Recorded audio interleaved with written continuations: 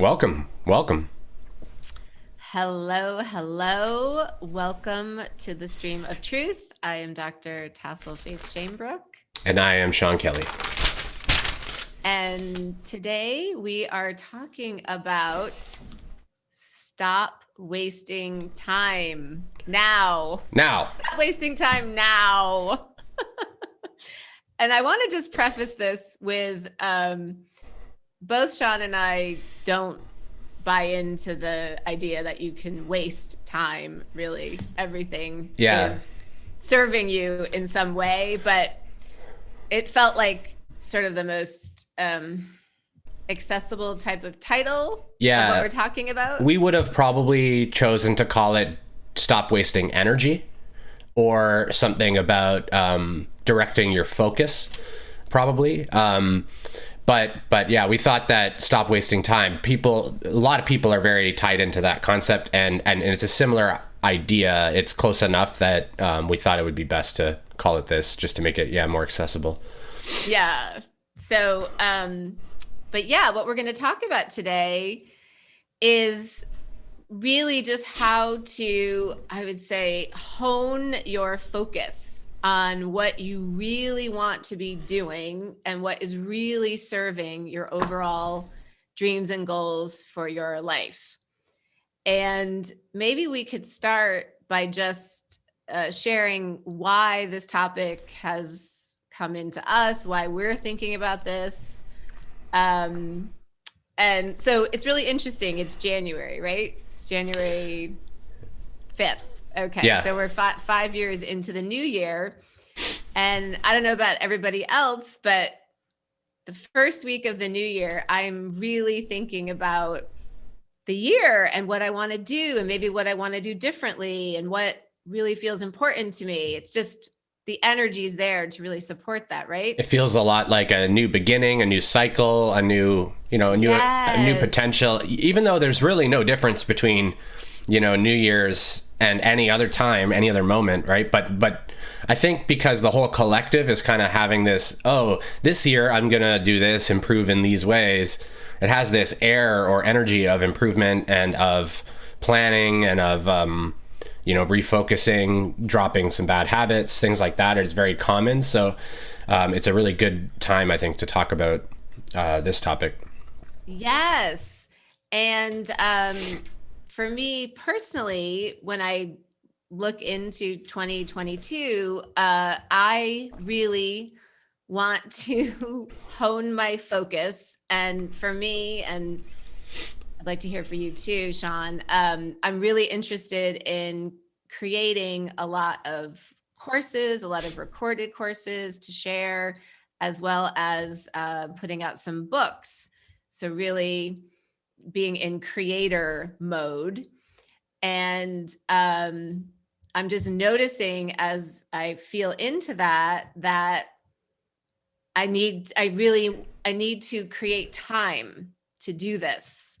And so I'm really looking at how I'm spending my time during the week, both on our business and even just how I spend my time personally, because I really want to create time to do these projects that feel very important and meaningful. And I've been getting this word audit.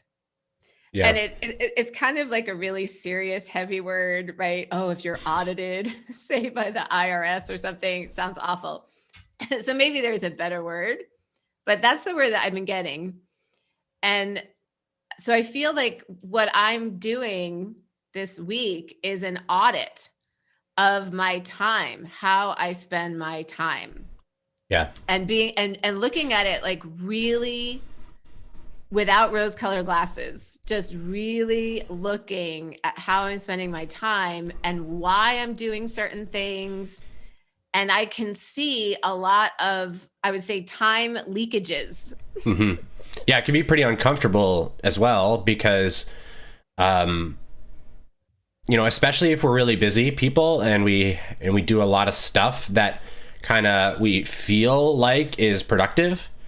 And then when we reflect on it, we go, actually, a lot of that didn't accomplish much right? Like, yes, I did work, I did stuff, but I didn't really accomplish much towards my primary goals. And it can be a little unsettling to realize that we do this, and it's very common, I think. And I think everyone does it to some degree.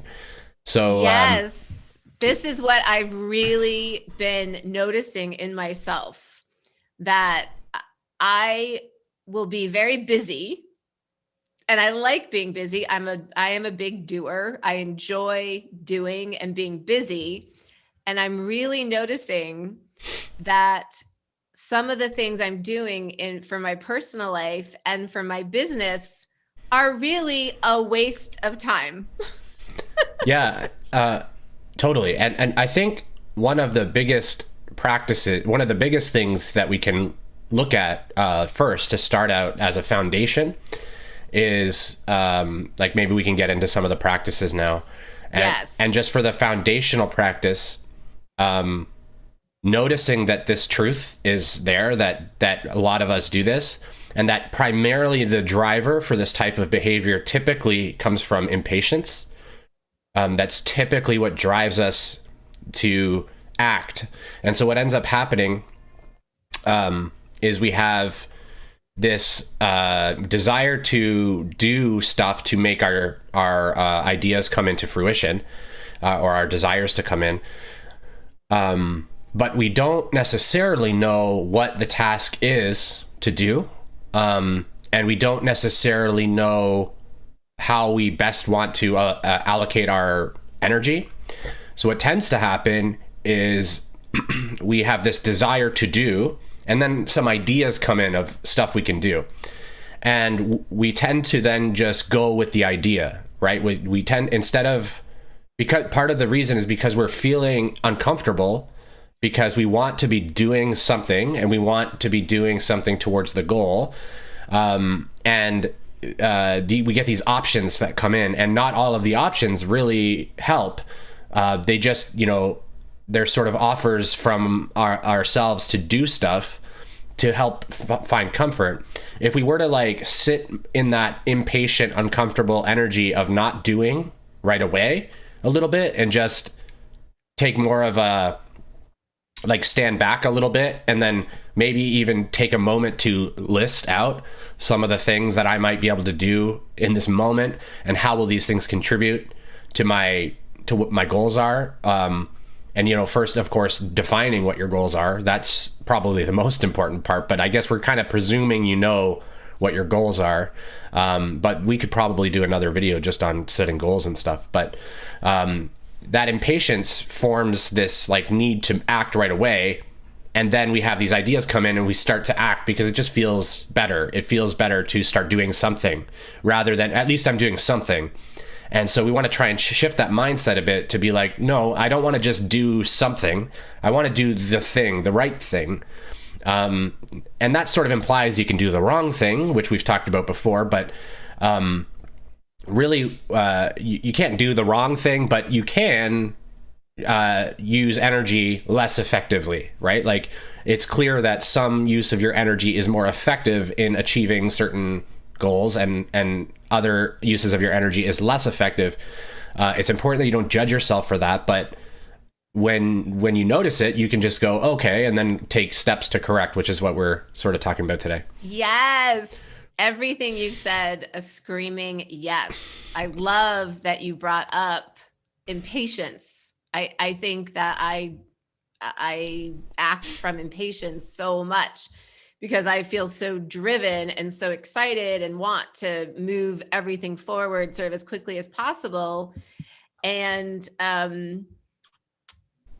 what has been coming in for me from my guidance is that not only would it be helpful for me just to have clarity and look with very clear eyes about how I am spending my time, but to actually sort of make sure that I am having some time for fun and relaxation and more just whimsical pursuits.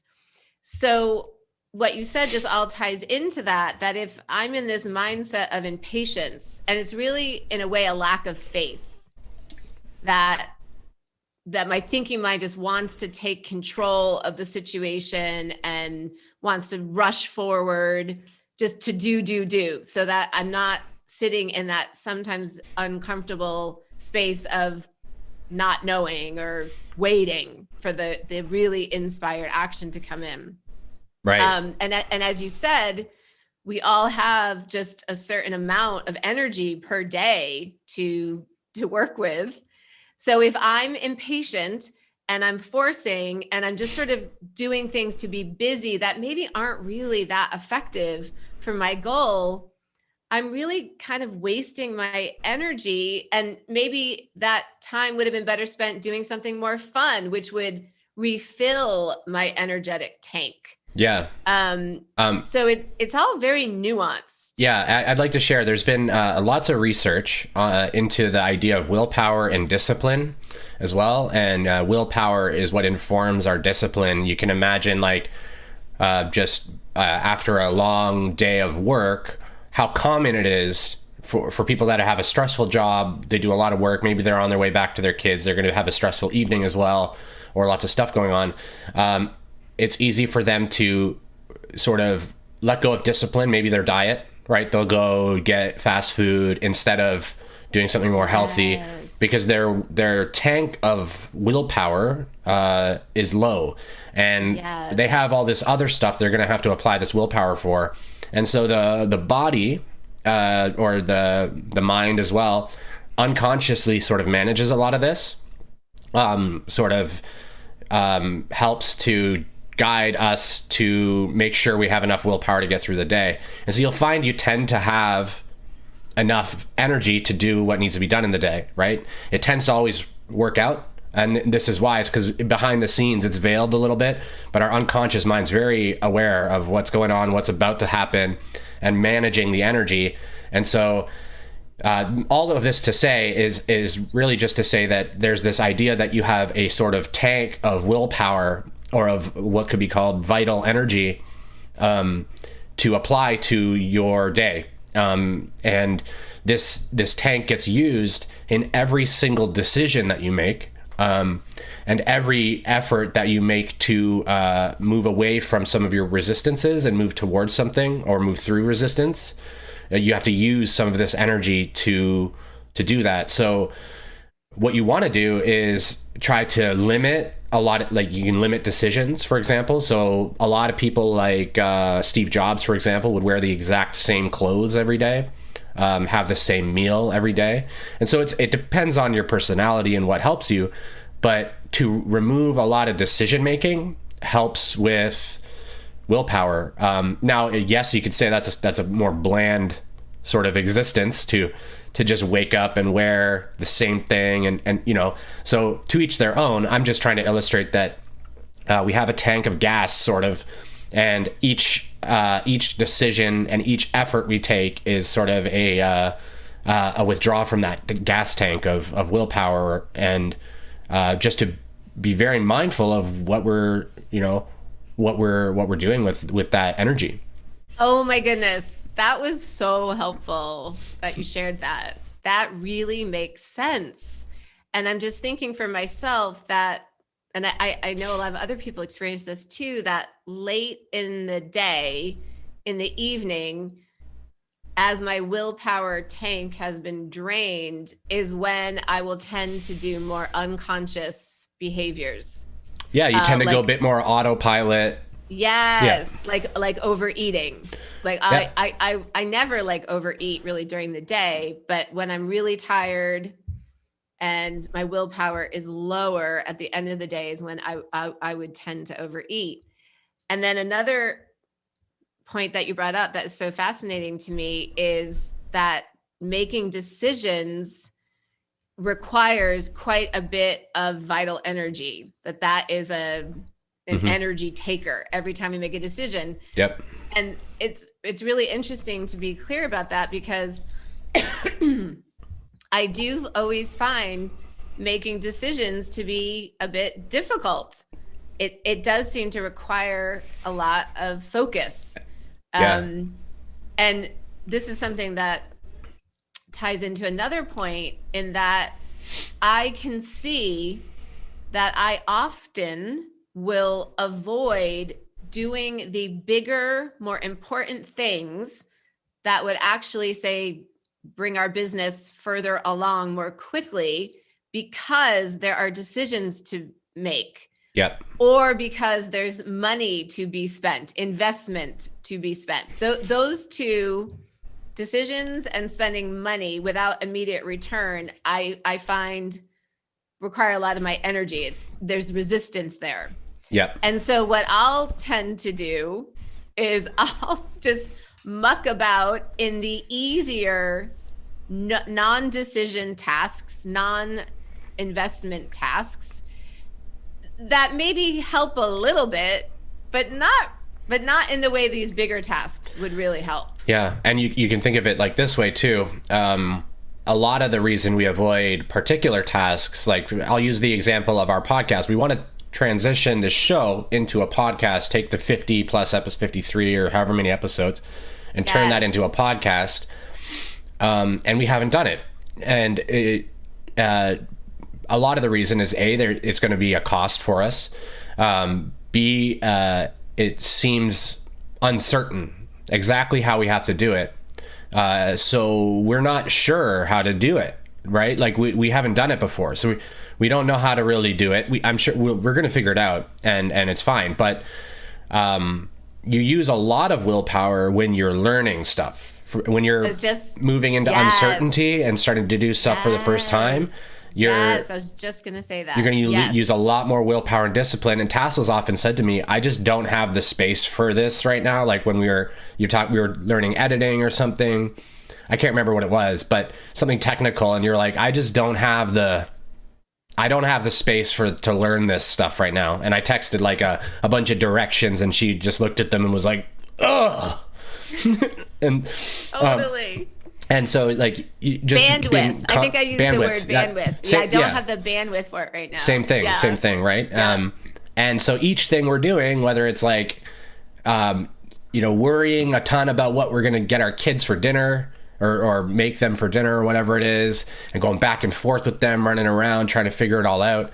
All of that stuff contributes to pulling away from this willpower. And then there's like sort of our primary tasks, but usually the most forward moving tasks have levels of uncertainty or expenditure, investment or challenge or something that makes them a little bit less attractive as far as what I could do right now, because it'd be a lot more comfortable if I just do the thing that I'm really familiar with, which is perhaps not quite, maybe it's secondary or even tertiary to the goal. Like it has maybe some influence on what we're doing, but isn't really directly informing our products or our services and building our sort of, the business, the foundation of the business. Basically, we're talking about, are we just living in our comfort zone in our personal life, in our business, or are we able to step out of our comfort zone to really move forward in the ways that would really move us forward? Mm-hmm. And then another little point is, as we're sort of talking about like energy leakages or just like sort of a mismanagement of your vital energy, you and I had what I thought was a really great talk yesterday about how we each could support each other in the business, in terms of kind of how you and I just interact. And we were sharing a bit like, oh, it's really helpful for me when this happens. Like one of them was like, just like really clear communication between us and sort of a stability in our relationship, which of course we're both sort of constantly working towards. And I think it's only gotten more and more stable and secure in that way. But sort of just like seeing in your whole life where you might be leaking energy, where your focus is going, requiring your precious vital energy, and how you can possibly just bring some shifts to that. Um, I mean, I think it's a miracle anytime any entrepreneur gets their business off the ground, because it does require a lot of what we're talking about is that focus. Because let's say you go to a job and you're away from your home and your kids and your spouse and your partners, and someone's telling you what to do. You're not making really large decisions in that way. You might be making some decisions in that job, but you're not making like these really, really big sort of meta decisions about the business. So you're a little bit on autopilot in a way, in a job where you're being told what to do. Yeah. You also don't have a lot of choice, right? Like you can have a lot of autonomy in your job, but generally speaking, the higher level is distributing the tasks to you. Perhaps you have a team you're distributing them to as well, but you have to do those things, right? Like, so you don't get the opportunity, even if you're resisting it. It's kind of nice that way, because you're, you know that, well, I'm here to do my job, and if I don't do the job, I won't have a job, probably. So like, you may have some resistance to some of the tasks, but you also have a team and you have a boss that if you're like, I don't know what to do, you can go to the boss and let the boss decide. You can always just let the boss decide. And when you're doing something entrepreneurially, you don't have a boss. And then if you have a partnership like this, Tassel's not my boss. I'm not her boss. There's no boss. And so it can be a little bit amorphous as to what tasks are effective. And we have to really probably hone in on this skill that we probably haven't really used that much in our life, which is, being more effective at our focusing our energy. Yes. I think the biggest challenge, at least for me as an entrepreneur, is really actually blocking out, to a certain extent, the 1 million possible things I could do for the business, and really just honing in on what does seem most important and just ignoring the rest. And as a Libra who loves to look at every option and weigh things and, well, I could do that and I could do this. This is a real expansion for me. And one of the phrases that keeps ringing through my mind is from Warren Buffett, who obviously is very successful. And he said, the difference between very successful people and successful people is that very successful people say no to almost everything. Yeah. And of course, I'm a little squeamish with the word successful, because we're all just perfect and successful. Yeah, I felt a little from the spiritual perspective. And I'm just talking about like the 3D. Also, like, Warren Buffett is like basically, clearly a little bit off with how the money focus, I guess. Like, how much money does somebody need, right? Yeah. But that doesn't mean the advice isn't valuable. I think what I just gleaned from his statement, although I might not resonate with all the energy of it, is just focus, to focus. And gosh, I know, especially as a mom and a woman in this society, not to say that men don't experience the same thing, but I would say I've definitely been socialized to think that I'm here to serve and do everything for others and be very people pleasing. And there's just a lot of programming there. Yeah. So, and I often have to remind myself stuff like, and this isn't necessarily the same for everyone, but this is the type of thing that we have to notice about ourselves is, if I have like a course, let's say, that I want to make, or content or something that many people are going to see and is going to be, I think, helpful for many people, it's probably, like, you don't really want to compare it to helping the one person.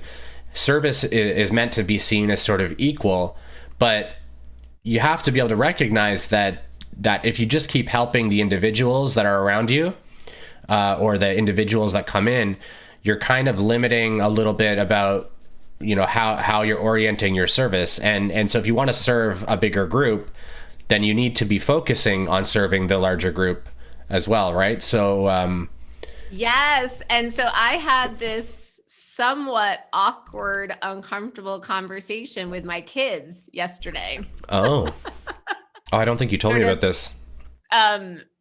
Yeah, and they handled it great. It was awkward for me. So basically, I just said to them, my lovely, I have 3 kids, a stepdaughter, and then 2 biological kids. And I had a conversation with my 2 biological kids that the year 2022 is the year of creating for me, wanting to create a lot of courses and books and some other projects as well. And I'm wondering if we could take a team approach to this, as a family, if you could support me in helping to create more time for me to be able to do this. So could you pitch in more than we have been with, say, making dinner and doing chores around the house and keeping your room manageable and stuff like that. And this felt uncomfortable for me. And I'll say that most other moms that my kids are friends with are married, and a lot of them are stay-at-home moms, and a lot of them live in very wealthy families. So the moms are just seemingly largely like serving the kids, you know, making whatever they want for dinner and just doing all that. Driving them around, doing whatever. Driving them around, yeah. And I'll also say my former husband, who's amazing, is a great cook. And he makes these delicious dinners for my kids and all that. So there was a part of me, an egoic part of me, that was feeling less than by talking about this and by saying, you know, could you guys, I know all your friends are getting their dinners made and the laundry done and all this. Yeah. But I'm in a different situation. I'm a single mom. I'm an entrepreneur, and I'm needing to create more time for my products. So it was uncomfortable for me, but it did feel like the right thing to do. And then what also always brings me comfort in these situations is I know my kids signed up, I believe, you know, on the other side to be with me on this journey. So whatever we're doing together, we've all agreed to. That's a good point. And that this, what I'm asking them is going to serve their expansion in some way. That's a good point. Maybe partly they might be upset about it, and that might be something expansive there. Or also what has happened, I've noticed this so much because we've been divorced now or living separately at least for like 5 years. My 2 kids have grown up so much and have become so skilled at so many different things, including their emotional intelligence, or just like we fix things around the house. They know how to fix things because, you know, there isn't a man here. We got to do it ourselves. And they know how to cook and do their laundry and all these amazing, they're amazing. I grew up in a non-divorced household and I didn't know any of these things.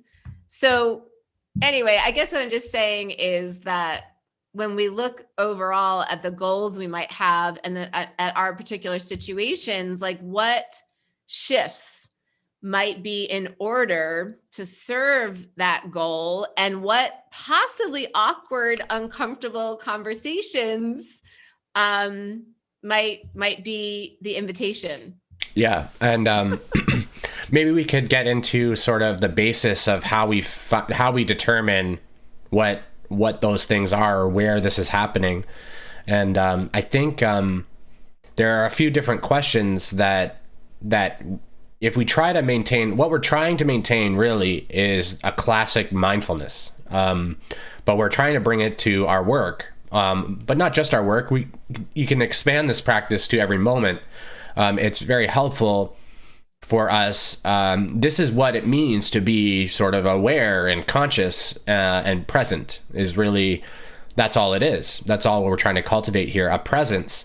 And there are a few different questions that we can ask ourselves in any moment to help us better understand ourselves and notice some of these things that we're doing that maybe we can then consider, is this really the best, or can I shift things, right? So one of the questions I like to start with is, who am I? Who am I? I like to remind myself that I'm not the things or the role that I'm playing right now. So like, for example, if I'm with my children and we're like playing a game, I might just be sitting in the game and playing, and then I'll tend to come back to presence, and I'll ask, who am I? Who am I? Am I a dad? If I were not a dad, would I not exist? And I start to ask these types of questions. The reason I do this is because it allows me to notice that I've taken on a role, that I'm performing these things that I'm enjoying with my children, but none of this is defining me as a being, and to remind myself that I'm the infinite creator. So it brings me back, that question alone brings me back immediately, almost now, after years and years of practicing this, brings me back to an I am presence, and then I feel as if I am God playing games with my children. So that's a very effective practice for me, just to remind myself of what I am. This sets the vibration very high before doing the other self-questioning. Basically, if you come into that I am presence, there's not usually much more distortion happening. Like, you're not unsettled, you're not uncomfortable, you're not really anything, because you've recognized and remembered yourself for a moment there. And so you start with that, if you can, and then ask yourself, why am I doing what I'm doing? Why am I doing this? What motivated me? Is this effective? What is this, right? What am I trying to accomplish? What am I working towards here? And just being very conscious and mindful of each action. I actually recommend doing this with literally every single thing you do, and if possible, every thought you have. Basically, the thought comes in and then you assess it. Where did that come from? Why did that come in? What does that mean, right? Constantly just we talk about curiosity so much, but just being so curious about what's happening within is sort of how you look at yourself. This is the basis of introspection, and it's most effective when it's done dynamically through the day, in moment by moment, living the life. You of course can set aside times, and that's usually how it has to kind of start, because we're so not used to this behavior. But as you get more and more, you build a habit. Like, every time anything happens, I'm almost like, oh, why am I thinking that? Oh, that's interesting. Why am I thinking? It's so automatic now that I just can't help but just learn and expand constantly, and to a speed or a rate that is very quick. Yes. Yeah. And I think what we're talking about as we're talking about mindfulness in some ways is really just being conscious. Yeah. It's being aware of what we're doing and thinking as much as possible. Yeah. I would say mindfulness is being here now. So it's not engaged in any past or future expectations or narratives from the past. It's just being here with what is right now, what's arising, and what you're observing. Yeah. And it's also, it's being present, being here now, and it's also being connected to what you're doing and thinking, and not going unconscious. Right. and letting unconscious thoughts just, continue to move through your mind or engage in unconscious behaviors. So your two questions that you said are just beautiful and bring us back into our consciousness. Who am I? Why am I doing this? Why am I thinking this? Mm-hmm. And yeah, and I think when you start doing it, it can, as you said, you kind of have to remember to do it. Yeah. But over time, I think it becomes a bit habitual and second nature to just the human is having a thought, the human is doing something, and then you're also just at the same time as your creator being, as your God self, being able to be aware of what's going on. Yeah. And I actually released a video on our channel yesterday entitled Change Your Life with One Word, or How to Change Your Life with One Word, something like that. And the one word is why. Yeah. And I've been using the why when I'm when I have an urge to do a habit that really is like an unconscious behavior. So, for instance, like overeating, like I notice I have an urge to eat and I'm not hungry. And then just ask myself, why do I have this urge? And it usually has nothing to do with eating. It has to do with I'm bored, I'm lonely, I'm procrastinating, blah, blah, blah. So this why question just snaps us out of our unconsciousness and just brings us back to our consciousness, where that we can then make a conscious choice of what we want to do. And just another example that's more relevant to what we're talking about is, for instance, with the streams, I've been in this habit of the night before posting on different social media the thumbnail of the stream and the description. And it just became like a habit, and I just wasn't even thinking about it. I would just do it every time. And in this first year of January, I want to bring more consciousness to this activity. Is it actually helping? Is anyone really paying attention to it? Is it serving our business, our goals, or could that time and the vital energy that I'm using be better spent doing something else or relaxing or something? Yeah, and I think what we arrived at was maybe it'll be more effective for us. We've had some good results from creating these little shorts. We've had exposure from that. People seem to get something out of them.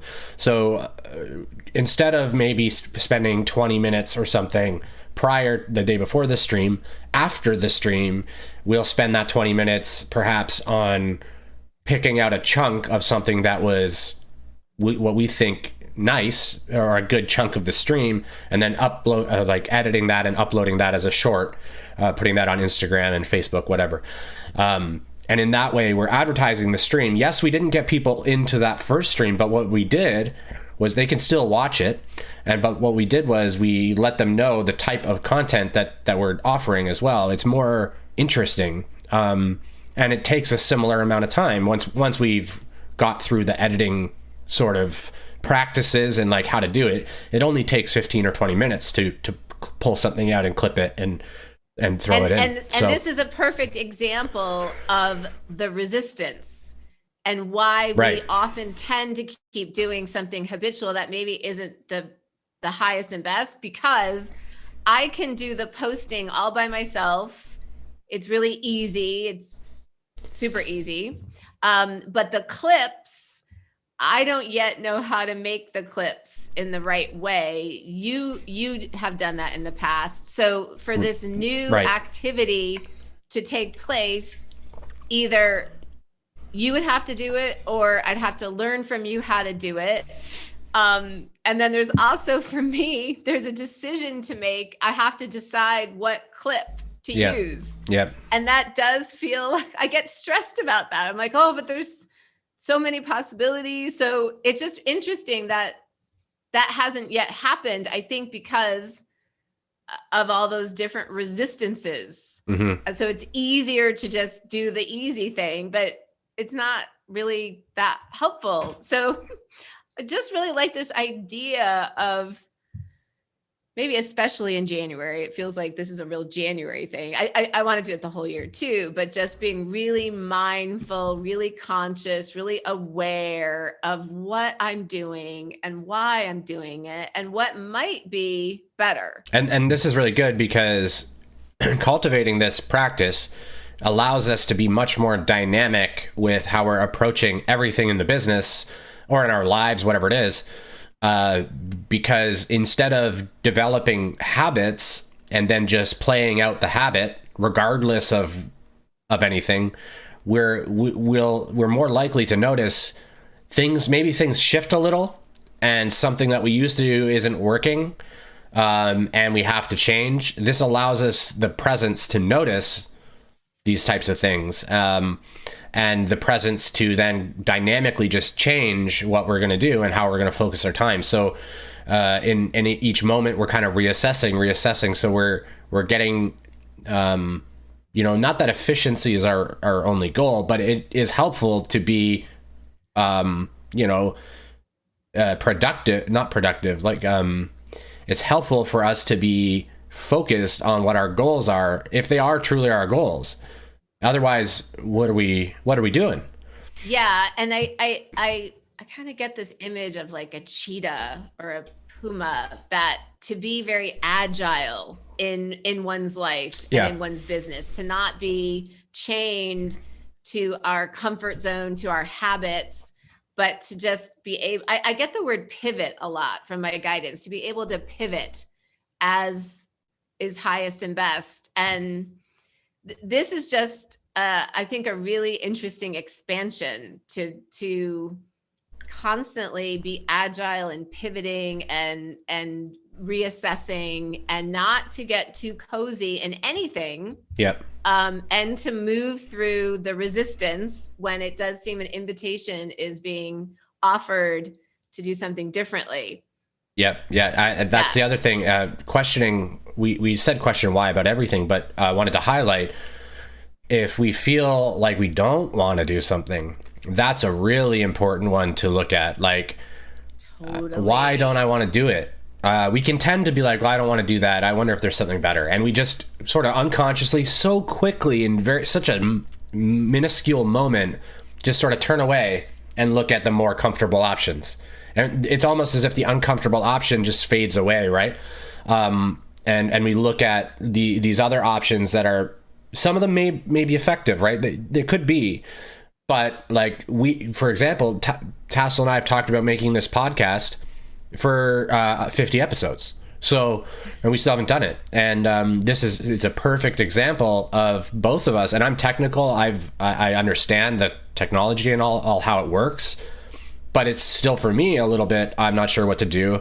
And then there's money involved and stuff. So, we can kind of just totally unconsciously just, that one's a little icky. I'd rather just, do something else. And maybe I go and look at the analytics and try to be like, well, maybe we can change our stream time because we'll get more viewers. And then I'll like look at all the different times and across 90 or 180 days of streams. And, right. Like, yes, that could be an effective thing to do. It could be. But that's more like a tertiary, like you do that when you're comfortable with everything you're delivering, right? That's the type of thing that you do when you're making tiny little tweaks to try to be as efficient as possible. That's not generally going to really create the impact that you're seeking to make through something like turning it into a podcast. Yes. And a point that just comes up for me around everything you're saying too, is that, okay, if you're in a normal job or you're in school, there are deadlines. There are externally set times that things need to be completed. Or you'll fail or be fired. Yeah, right? Right, exactly. So Basically. it kind of gets you in gear. In your own personal life, just as a human on the planet, the deadlines maybe aren't quite there in that same way. So that's, I think, why sometimes just in our personal lives, we may struggle with whatever our goal might be. It could be like losing weight. It could be starting your own business. It could be improving your relationship. It could be learning French, whatever. Right. But there aren't these externally imposed deadlines. And then as an entrepreneur, there really aren't externally imposed deadlines too. So this takes the willpower. This takes the focus. This takes the execution. A couple of years ago, I went to a Tony Robbins business mastery course. And of course, he's amazing. And the word that I left with after spending 5-6 days with him was the word execute. Execute, execute, execute. And he talked about how, probably a lot of people know this, he takes a cold water plunge every morning before he starts his day. That's how he starts his day. And the reason he does this is to train his mind to follow what basically his spirit is calling for. So he takes the cold water plunge to train his mind that when we say go, we go. And it doesn't matter if you have fear or resistance about jumping in the water or anything else, we're doing it. Yeah. And I've been noticing in myself that some things that help me in what we're talking about in executing and in doing the more difficult things is to, in a way, not think, just release my thoughts, release my thinking mind, because then all the fear and resistance gets released too, and just do things almost without thinking or without the stories. So that I think is also helpful. I just want to add on to that cold water thing. You can just do this in your shower, and you can use this practice to cultivate a presence in the cold water, which this is a very challenging thing to do. But to sit with the cold water, like dumping over you, the body goes into a sort of shock, right? But what your goal is to maintain a presence and a peace while the body is in shock. And that's basically, that can really help you. What's the best way to describe it? Like, it helps you detach from the idea that discomfort is a problem.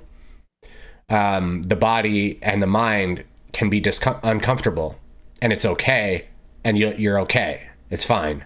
And so that's sort of one of the things that you can train yourself with, and basically, like you said, trains your willpower to sort of be more directive and stuff like that. Tony's really intense, right? Like, he's a very intense guy. I'm not sure that I totally agree with all of his practices and stuff like that and some of his methods, but I will say that he's very clearly got a very good handle on controlling his output. And so I think I lean more towards a more balanced expression of that, which is like, being a little kinder to the self, right? Like that to me is almost like a military type discipline of self, and that doesn't feel so good to me. And so I tend to recommend more of a more loving approach to the self, to like recognize that, yes, I'd rather go ride my bike right now, but I have some work to do or whatever, right? Like being maybe I let myself go ride a bike for 30 minutes, and normally I do an hour and I do 30 minutes instead. And then I spend the rest of the time working or something. Things like that. To me, the balance feels important. Yes, I think you're making a really great point. Nothing wrong with Tony's method. Yes, that clearly works for him. We're talking about is always a blanket of grace and love towards yourself. And I kind of get excited by doing like physically difficult things. I enjoy I've run a marathon, and things like that. So to me, a cold water plunge, I haven't ever done it, but I think I'd like to. I think that just feels like an exciting thing to try. Try it in your shower.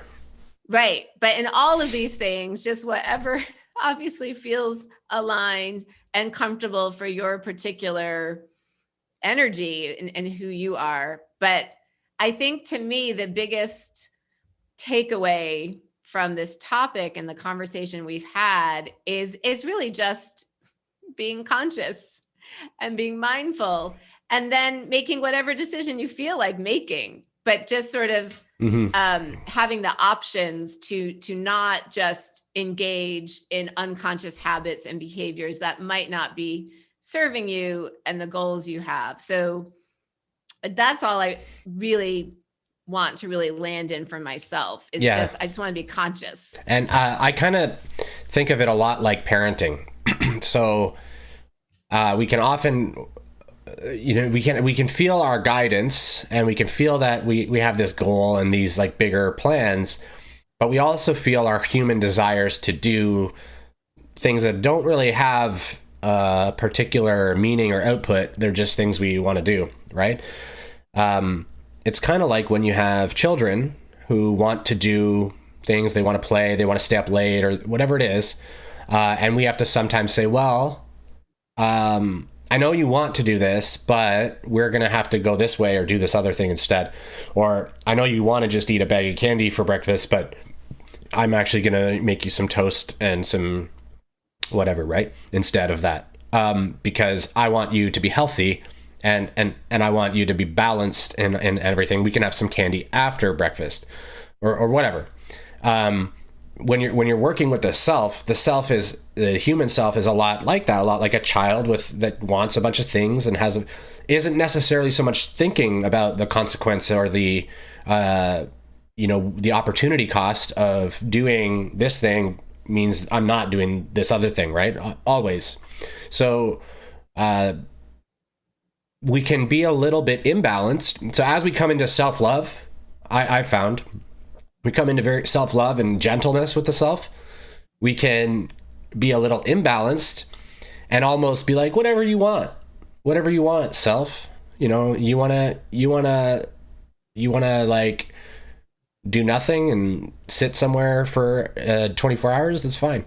Do whatever you want. And so we can kind of get into this over, like this just imbalanced approach where we're just so gentle with ourselves that whatever desire comes up, we just allow it and we let that happen. Now, this is a stage that's important because it's part of the expansion to learn, a more appropriate way to deal with these inspirations.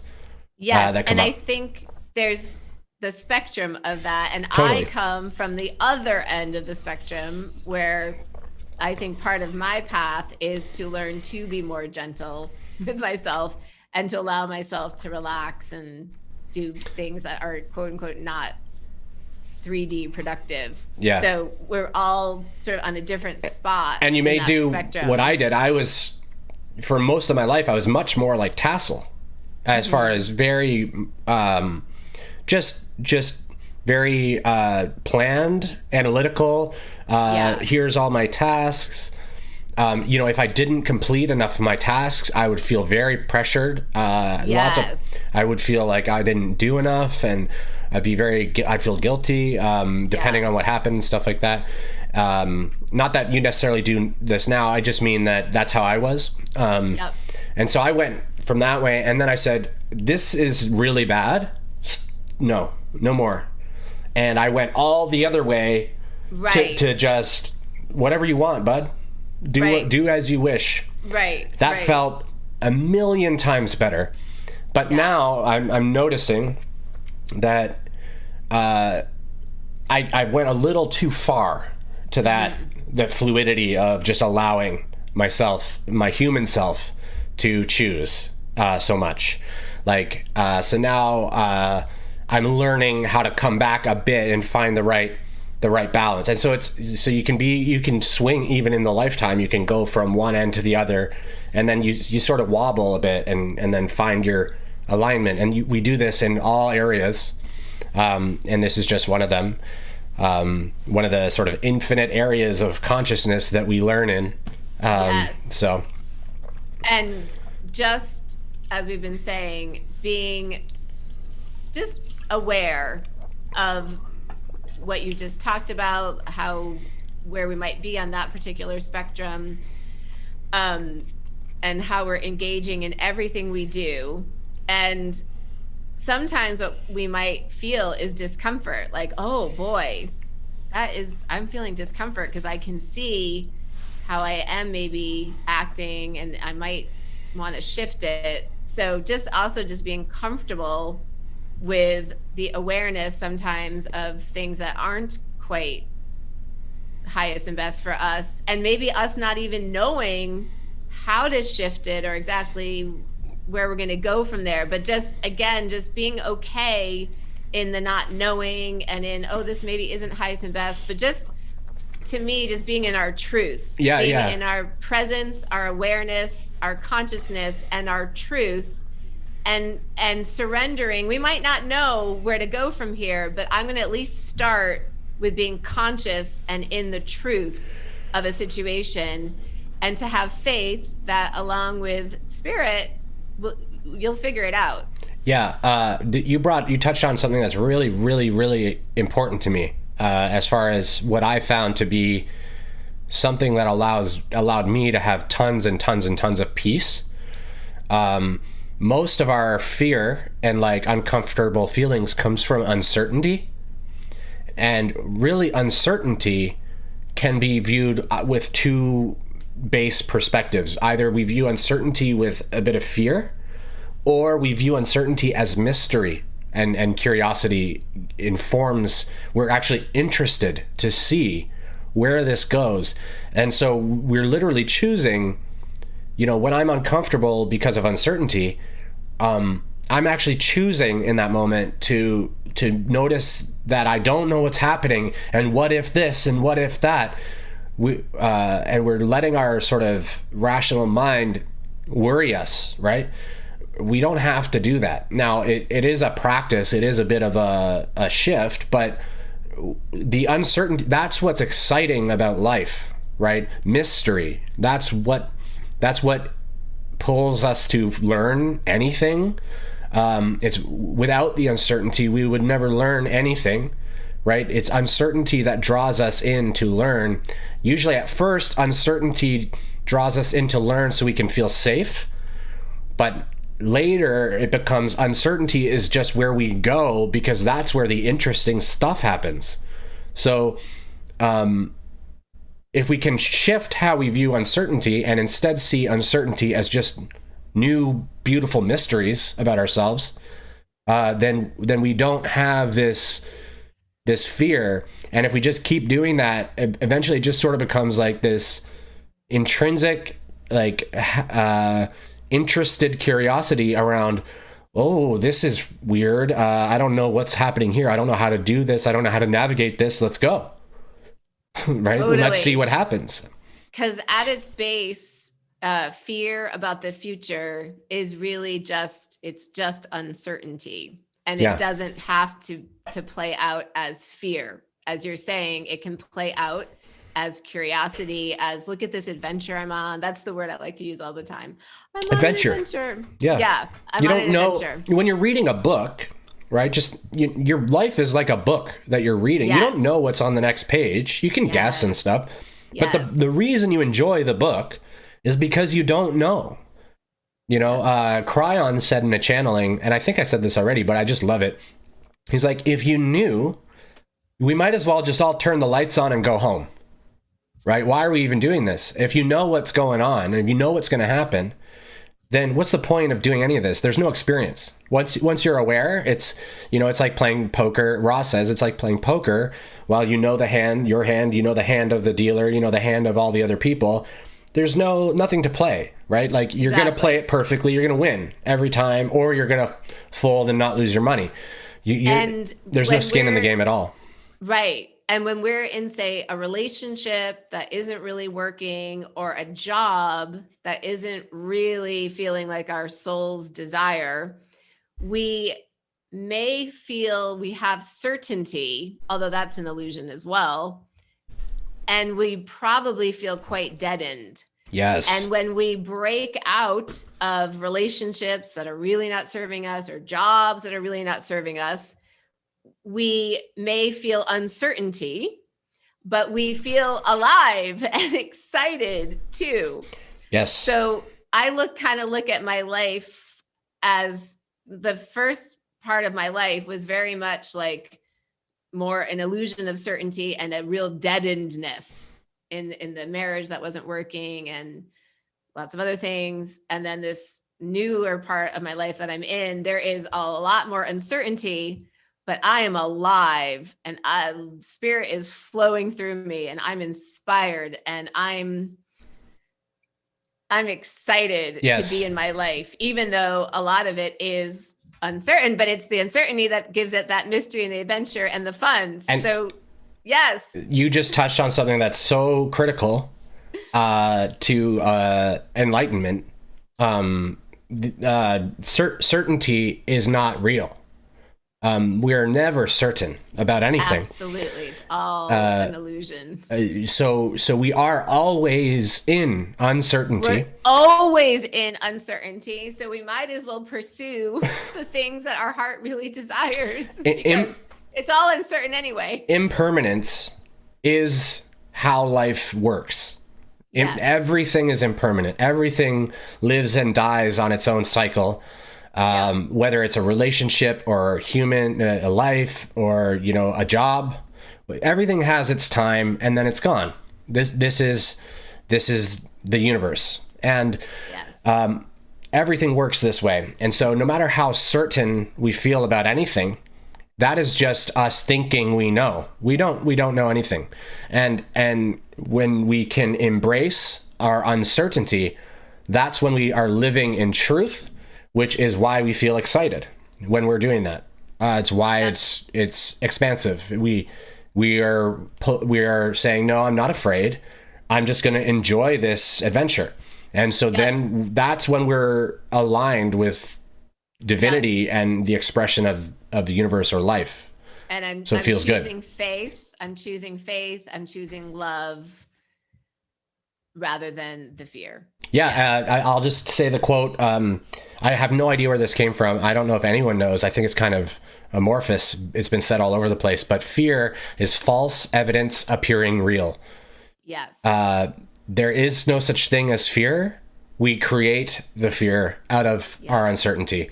And if we recall our divine perfection, we recall there's nothing to be afraid of. And yes, stuff might happen that's very surprising. And, we may have opinions on it that tell us that it's not a good thing to occur, of course. However, these things are meant for us to, challenges come up, and we, the entire story of this, say this logos is to embrace challenge, to move through challenge, to live in triumph and freedom. And that's sort of the story or that hero's journey that the creator in our logos is exploring. So in all the logoses, they explore all these different themes, and here they're exploring this theme of moving through challenge or obstacles, and then finding triumph and success through freedom of the self, like basically in the face of the adversity that shows up. So Beautiful. That's the whole purpose of what we're here really to do. And we all do it at different rates, and everything's fine, everything's perfect. And just the fact that sort of you're interested in this type of stuff, presuming you watch this long, you're probably interested in these things. So is a really good sign that you're sort of moving towards that expansiveness and being able to hold that, that energy that feels amazing when you're like doing stuff that a little freaky, but you're looking the other way. You're looking at how great it is. Yes. That feels amazing, right? And you can kind of have that feeling most of the time. And it's kind of a blissed out state, even when weird stuff's going on, stuff that most people would go, that's pretty bad. Like my phone broke today. And it was stressful. It was stressful for me because I had to come on to the stream, and I was trying to like let Tassel know I couldn't get my phone to turn on. And anyway, I was like, what is this? Like this doesn't feel comfortable at all. Right. And, I dealt with it and everything like that. And, it's, I'm noticing that even I wasn't super comfortable. I was afraid that I would not be able to fix it. I don't have really the money to buy a new one. There's a bunch of different stuff coming up around that. And, I was able to let it go, but it took me a few minutes to move through that and to, I guess, and it's just a phone. It's a phone. Who cares? Right. But I think we don't realize how like attached we get to these little toys, basically, that we have, these little toys that we use for so many things. And anyways, I just wanted to say that embracing uncertainty will allow you as well. The reason it's so important, it will allow you to step into the areas in business or in your life that you would normally be more resistant to, because the resistance is now enticing. So it's interesting. It's challenging. This is why when people do this type of stuff at their day-to-day work that's challenging, it's never like very samey. That's why those people tend to be a little more happy in the job, because they're constantly expanding and learning, and every situation's different and all that stuff. So you can imagine, just embracing it. Goes against, I think, our programming to realize that some discomfort and some moving through discomfort leaves us in the end feeling fulfilled. Right. And that when we're just always in our comfort zone, we can end up feeling very deadened and bored with life. Yeah. So just to embrace and as you said, be excited about what the new expansion can bring you. It's almost like if we gave a child the same not uncolored blocks to play with every day, right? And put them in a room for 8 hours and said, play with these gray blocks. And they'd play with them, but after probably half an hour or so, the child would be very bored. Yes. The creator in them is not being stimulated by this interaction with these blocks.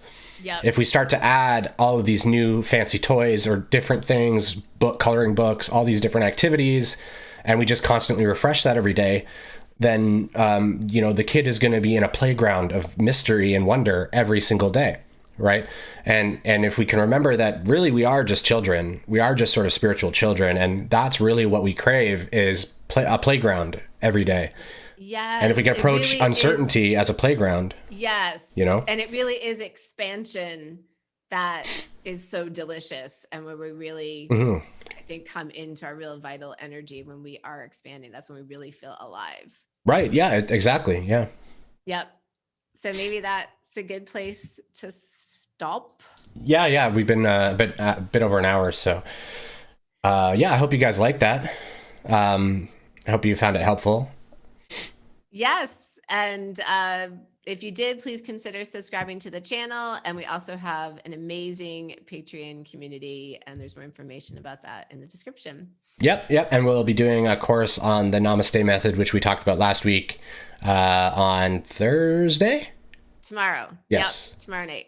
Tomorrow night. So we'll be doing that. So you can join Patreon and jump onto that if you'd like to. Yep. All awesome. right. So much love to everybody. Thanks so much. Bye. Bye.